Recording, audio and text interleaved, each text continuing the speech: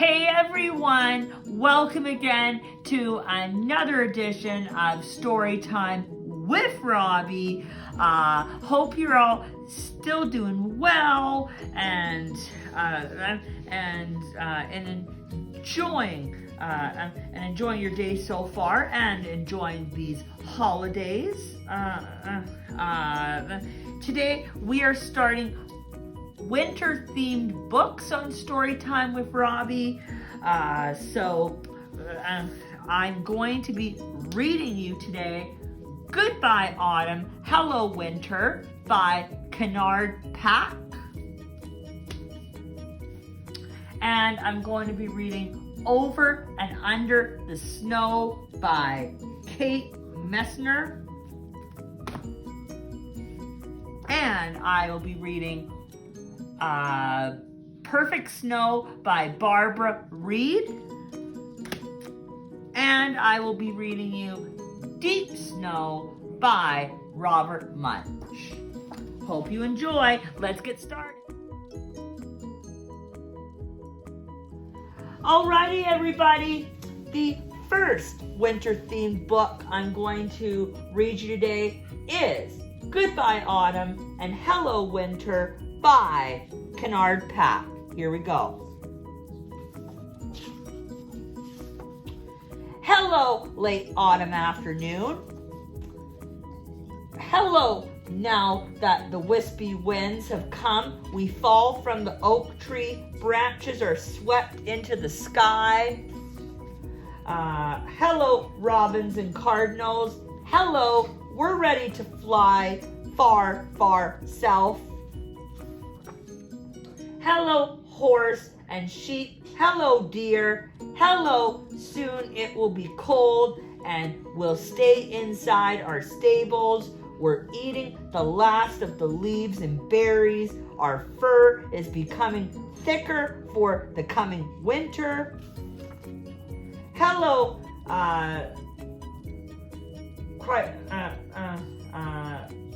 chrysanthemums and daisies. Hello, even though it's colder, the sunlight warms our leaves and petals. We'll stay a little longer until winter comes. Hello, setting sun. Hello, the evenings are longer and the shadows reach farther across the streets. Hello, clouds. Hello, we cover the sky like a downy, soft blanket. Hello, North Star. Hello, peeking between clouds, I shine on the darkest nights. Hello, evergreens. Hello, our pine needle branches shiver in the wind while you sleep. Hello, silent night. Shh, I quiet the jumper and maple trees. Hello, frost and icicles. Hello, we decorate the windows and hang from the eaves. Hello, snowflakes. Hello, we fall in a white misty curtain and muffle all the sounds around you. Goodbye, autumn. Hello, winter. The end.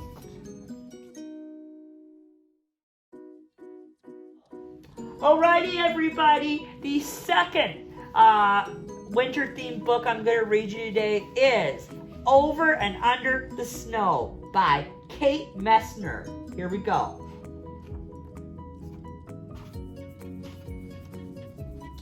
Over the snow I glide into woods frosted, fresh and white. Over the snow, a flash of fur. A red squirrel disappears down a crack. Where did he go? Under the snow, Dad says. Under the snow is a whole secret kingdom where the smallest forest animals stay safe and warm. You're skiing over them now. Over the snow, I glide past beech trees rattling leftover leaves and strong, silent pines that stretch to the sky. On a high branch, a great horned owl keeps watch. Under the snow, a teeny shrew dodges columns of ice. It follows a cool tunnel along the moss out of sight. Look, Dad says, tracks. Tracks always tell a story. Over the snow, a deer has crossed our path. Deep hoof prints punch through the crust up the hill. Under a tree, an oval of melted snow tells the story of a good night's sleep. Under the snow, deer mice doze. They cuddle up against the cold in a nest of feathers and fur. Over the snow, I climb, digging in my edges so I don't slide back down. Under the snow, wolves scratch through slippery tunnels, searching for morsels from summer feasts. Over the snow, I swoosh down, down, faster, faster, down, faster, faster, whoops! Under the snow, a snowshoe har watches from a shelter of spruce. Almost invisible, she smooths her fur, a coat of winter white. Over the snow, I glide past reeds where tadpoles play tag in springtime. Under the snow, fat bullfrogs snooze. They dream of sun-warmed days back when they had tails. Over the snow, I stand and stare, little mountains in the marsh. Under the snow, beavers gnaw on aspen bark, settled in for supper. Can they hear my tummy rumbling too? Over the snow, stop! A sound! We stand like statues carved in ice till. A bushy-tailed fox steps from a thicket, tips his ear to the ground, listens, listens, listens still, and leaps out onto the snow after an invisible diner. His paws scratch away to find the mouse he heard scritch, scritch, scratching along underneath, under the snow. Over the snow, I glide. A full moon lights my path to supper. Under the snow, a chipmunk wakes for a meal. Bedroom, kitchen, hallway, his house under my feet. Over the snow, I climb one last hill. Bonfire smoke rises. Warm hands, hot cocoa, hot dogs sizzling on pointed sticks. Under the snow, a black bear snores, still full of October blueberries and trout. Over the snow, the fire crackles and sparks shoot up to the stars. I lick sticky marshmallow from my lips and lean back with heavy eyes. Shadows dance in the flames. Under the snow, a queen bumblebee drowses away. December all alone, she'll rule a new colony in spring. Over the snow, I glide home on tired legs. Clouds whisper down feathery, soft flakes. Under the covers, I snuggle deep and drift into dreams of cuddling deer, mice, and slumbering frogs, hungry beavers and tunneling voles, drowsy bears and busy squirrels, and the secret kingdom under the snow. The end. Go! Alrighty, everybody. The third winter-themed book I'm going to read you today is Perfect Snow by Barbara Reed. Here we go. Scott got ready in a hurry. Put on your corduroy pants, his mother called, and your woolly socks. Jim flew to the kitchen. Snow! A snow day would be perfect, his sister yawned. School is open, the radio said so. No problem, said Jim. Recess will be great. Scott scanned the horizon. Snow. Jim packed a handful. Perfect. Hurry up, Scott's mother called. We'll be late. Good morning, Jim, said Mrs. B. I'm sure you'll remember that throwing snow is not allowed.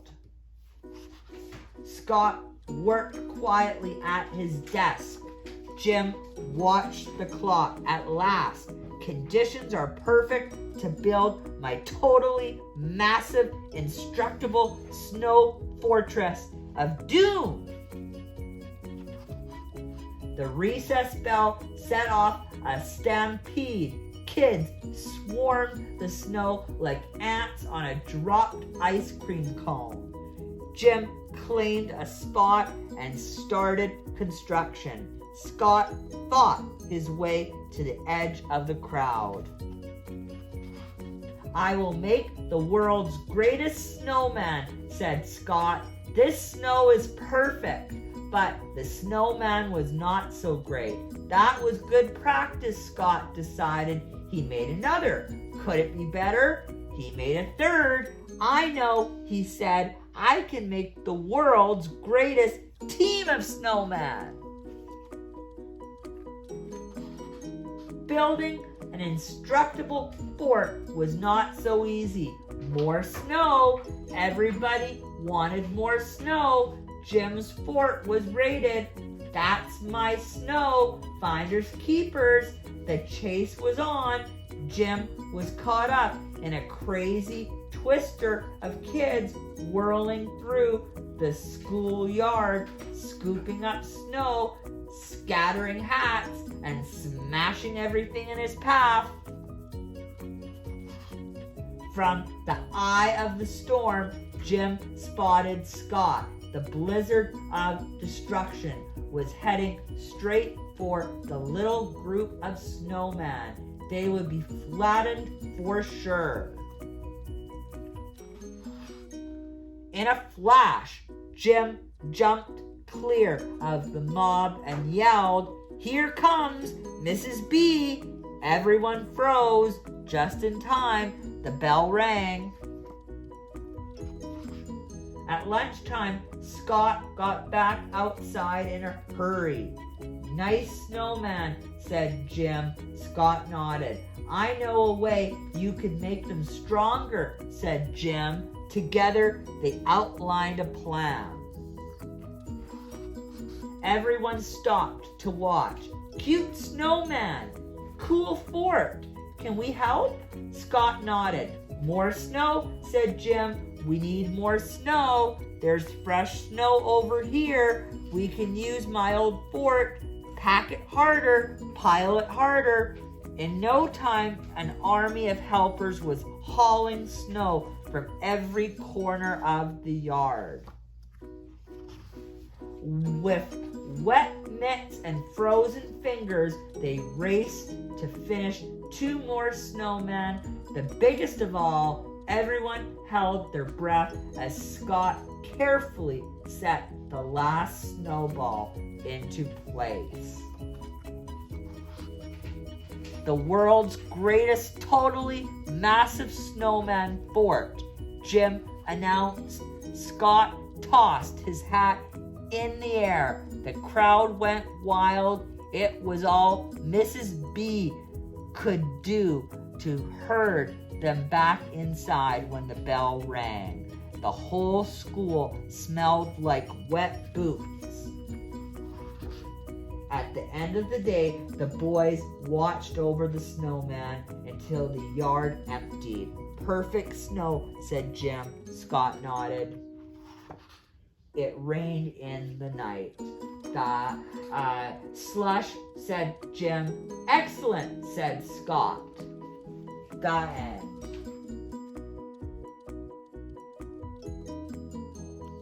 Alrighty, everybody. The fourth winter-themed book I'm going to read you today is Deep Snow by Robert Munsch. Here we go.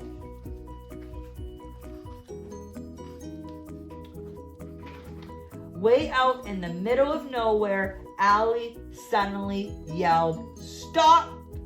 "What's the matter?" said her father. "I want to jump in the snow," said Allie. "No," said her sister Kate. "That is deep, deep snow. I still want to jump in it," said Allie.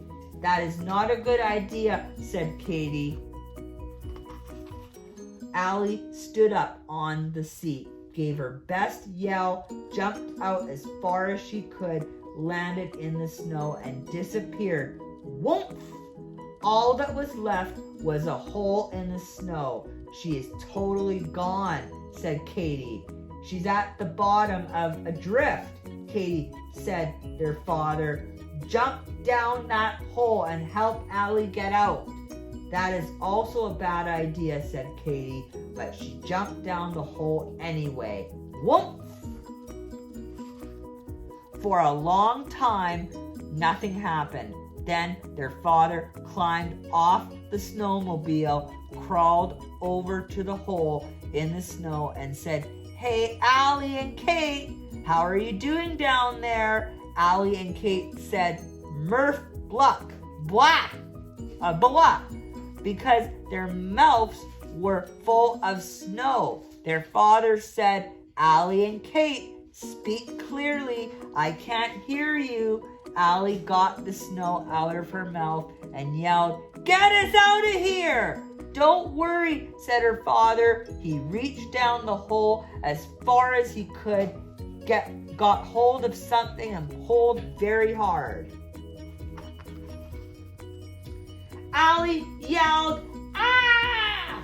That's my ear!" So he let go of Allie's ear, reached down the hole, got hold of something else, and pulled very hard. Katie yelled, "Ah! That's my nose!" So he let go of Katie's nose, reached down the hole as far as he could, got hold of something else, and pulled very hard. Allie yelled, "Ah! That's my lip!" Finally, their dad got hold of their ponytails and pulled as hard as he could, and Allie and Katie came flying out of the hole. "Good," said their dad. "Now we can go." "No, we can't," said Allie and Kate. "Our boots are still at the bottom of the hole." "Oh, rats," said their father. He crawled over to the hole and reached down as far as he could.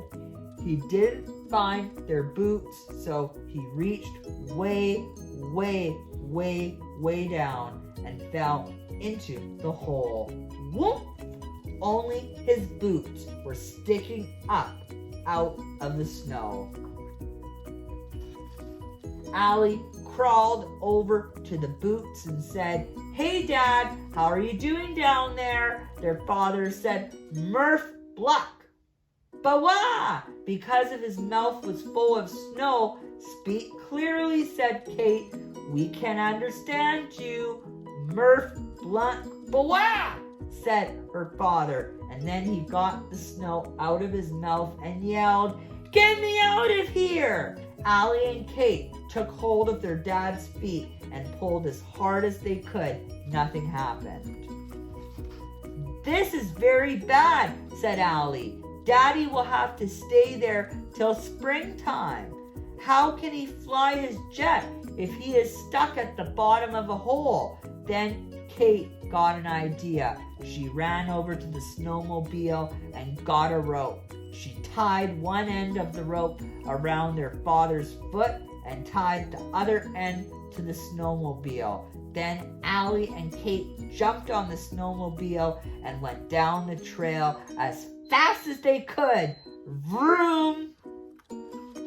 Their father came flying up out of the hole and bounced down the trail after the snowmobile, yelling, "Oh! Ouch! Ow! Ouch! Ow! Ouch! Stop! Stop! Stop!" So Kate stopped the snowmobile, and there was their father lying in the snow. "Daddy," said Allie, "you didn't get our boots after all. We're going to have to do it again, right?" said their father. "Let's do it again." He tied a rope to Allie and Katie's feet and dropped them down the hole. And he came by later in his jet to get them out. The end. Alrighty, everybody. I really hope you enjoyed this first batch of winter-themed books today. I will have I will have 2 more editions for you of winter-themed books to read to you coming up.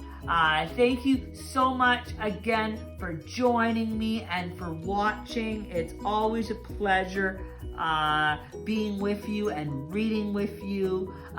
Please comment on the video as always and let me know what you think of the picks. I always like to hear your feedback, and please let me know what your favorite story was that I read today. Have an extraordinary great rest of your day, and Happy New Year to you, and hope you have fun celebrating New Year's, and I will see you here on the first edition of Storytime with Robbie in 2021. So Happy New Year, and until then, toodaloo.